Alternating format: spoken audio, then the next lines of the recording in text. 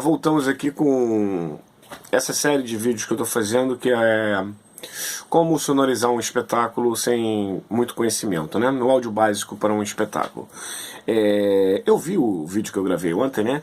E queria dizer o seguinte, teve algumas coisas que eu deixei de colocar tanta base, e conversei subentendendo que estava falando com pessoas que já têm conhecimento. E o objetivo desse vídeo não é esse. O objetivo desse vídeo é passar conhecimento para quem não tem.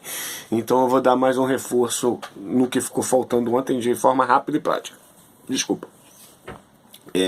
Quando eu falei a velocidade do som é medida pela temperatura, você pega a fórmula 273 mais T, tira a raiz quadrada disso aí, você vai ter velocidade do som. Não é bem assim. Eu pensei que estava falando com pessoas já do ramo, né? E como eu estou falando com pessoas que não têm conhecimento exato, eu vou passar direito. Você está correto, você pega 273 mais a temperatura, tira a raiz quadrada disso aí e divide pela frequência que você quer achar a velocidade, né? E aí você acha a velocidade dividindo esse cálculo pela frequência, e se você inverter, dividir a frequência por esse cálculo, você acha o comprimento de lambda. Então você já acha o comprimento de lambda e acha a velocidade que ela se locomove por essa fórmula, ok? Então tá corrigido aí. Quem quiser fazer pode pegar uma calculadora e cair dentro, contigo mesmo. Mas não precisa fazer isso na calculadora hoje em dia, porque as máquinas têm isso tudo já em preset. Você só mete a mão no botão. Eu apenas falei porque às vezes é interessante saber, entendeu? E, enfim, é importante saber. É igual... eu parei na equalização. Quando eu falei para vocês de equalização, eu fechei o vídeo anterior falando, você equalizou, você marca os microfones com o nome dos atores, e a próxima aula a gente continua. Ok, mas eu vou dar uma reforçada nisso aí. Cada microfone tem que estar com o nome do ator que você alinhou aquele sistema. Por quê?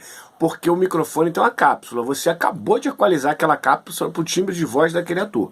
Então, se você mistura as cápsulas, você vai ter que fazer um trabalho todo de novo. Então, se você bota só o nome do cara, no outro dia, quando você for fazer o espetáculo, você só vai ter que dar uma mexidinha de leve no sistema por causa da mudança de temperatura, uma mudança de umidade, etc. Que isso vai mudar um pouco a forma do som se locomover naquele espaço, mas não vai ser uma diferença grande. Enquanto que se você misturar as cápsulas, você vai ter que refazer todo o trabalho, né, de alinhamento daqueles microfones. Então, fechou isso aí.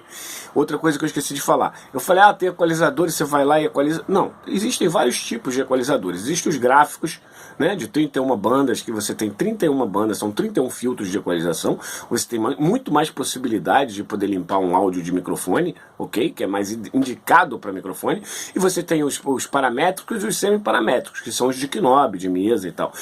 Um equalizador não é melhor que o outro. É aquilo que eu falei no começo do vídeo passado. Depende da aplicação do equipamento que você está tendo. Se você aplicar de forma correta, você vai ter um bom resultado.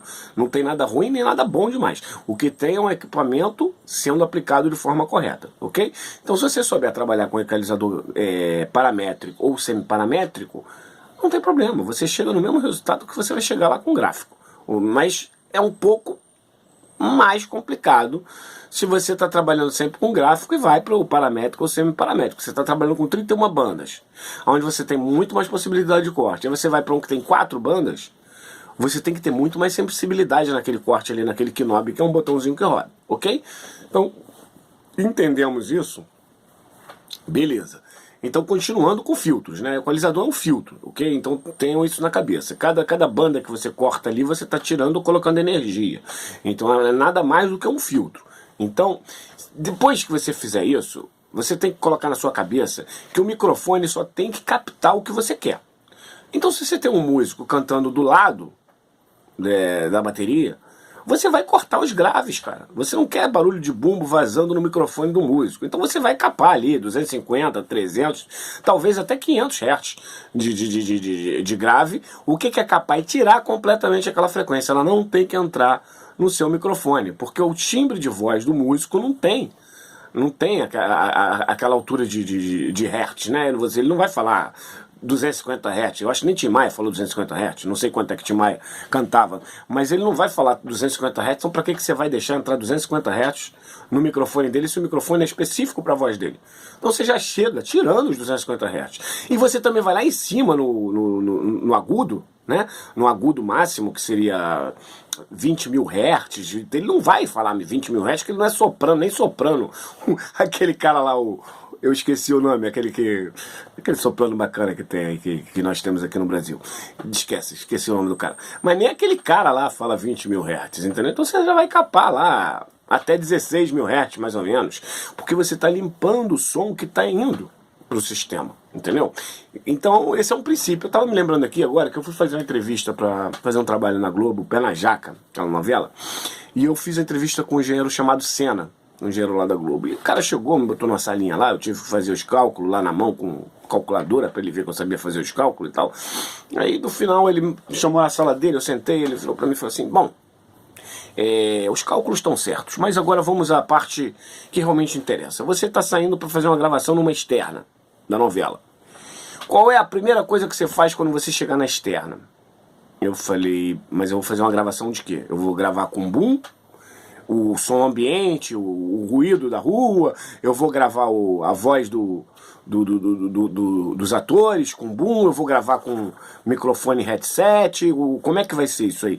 Não, você está gravando ali com boom mesmo, você está gravando a voz do pessoal com boom, o cara tá com a vara, segurando a vara lá do boom lá na posição certa, e você tá lá no carrinho, que é carrinho, né, eles não tem mesa, é um carrinho que tem todo o equipamento de som, você tá lá no carrinho, controlando o som que está indo para a gravação. Qual é a primeira coisa que você faz? Eu falei: a primeira coisa que eu faço é cortar os graves. Ele falou: ué, mas por que você vai fazer isso? Eu falei: porque na rua tem som de avião, tem som de caminhão, tem som de ônibus, tem vários graves que vão entrar na gravação. Se eu estou interessado na voz do cara, ela não tem esse grave, eu vou cortar esse grave para o som ir limpo para a gravação. Ele falou: não, mas peraí, aí lá você gravou, você manda o material para a ilha de edição, a ilha de edição que se vire. Falei: tá, mas se o material chega na ilha de edição limpo, é muito mais fácil eles se virarem do que se o material chega sujo, né? Ele falou: interessante isso aí, interessante. foi bem legal esse negócio lá com o Pé na Jaca na Globo, que eles ficavam espantados com a praticidade que o teatro me deu, né? E eu me lembro que uma vez eu tava gravando a cena do Pé na Jaca, eu tava fazendo o microfone da Luana de Oliveira, eu não lembro o nome, de atores que eu não trabalho há muito tempo, mas é aquela menina que fazia propaganda da Antártica, pelo amor de Deus, não vai dizer pra ela que eu falei assim, aquela que era a garota propaganda da Antártica. Eu tava fazendo o microfone dela tá aqui no sutiã, dentro da blusa, né? E aí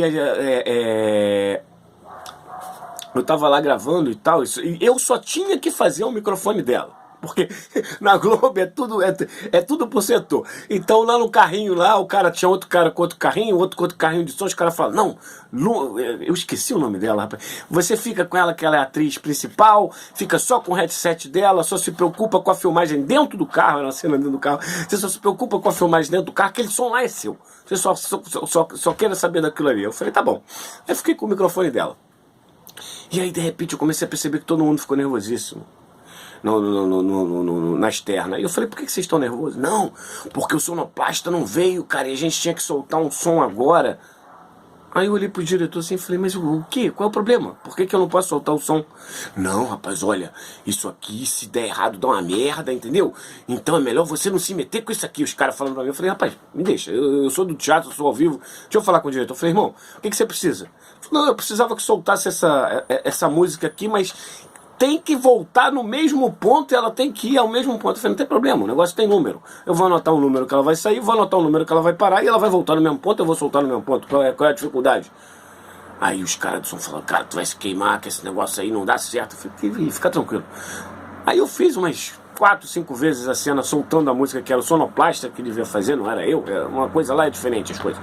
E aí eu soltei, voltava pro mesmo ponto, não teve que refilmar cena nenhuma, porque eu tava fazendo aquilo aí, né? Então deu certo, o cara andou com a filmagem dele, ficou todo mundo satisfeito, né? Mas que loucura, né? Porque os caras não conseguem fazer uma coisa simples, fica todo mundo com muito medo, né? Não tô falando mal dos caras, tô falando que eles trabalham diferente da gente de teatro, que a gente já faz tudo. né? Ao mesmo tempo que a gente solta a música, a gente controla o microfone, a gente faz o vídeo ali junto e tal, enquanto que lá é um para cada função específica, né? Então, fechamos esse assunto de equalização, porque é muito importante vocês terem isso na cabeça. Se vocês vão equalizar instrumentos, peguem o manual do instrumento e olhem qual é a frequência que aquele instrumento fala. O que ele não falar, o que quer dizer falar? Quer dizer que ele reproduz, ok, gente? Essa é linguagem sonora. O que ele não reproduzir, você tem que cortar, porque o que vai entrar ali é ruído, e você não quer ruído, ok? Então, só deixa frequências essenciais para o que você quer realmente transmitir, beleza? Então, fechamos a equalização. Então, sempre pensar, um repasso aqui rapidinho. Marcar microfone com o nome do ator. Se for instrumento, é a mesma coisa. Você bota o nome do instrumento em cada microfone, para você não ter que refazer o trabalho no dia seguinte, ok?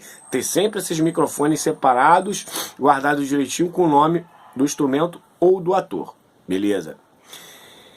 Capar a frequência que o instrumento ou a voz daquela pessoa não alcança, porque você não tem interesse que entre ruído, você tem interesse que entre apenas o que você quer, né? Então capar o que realmente a voz da pessoa não alcança, para você limpar. Lembrar que depois da equalização tem um botão chamado pan, que é panorâmica, ou seja, direita e esquerda.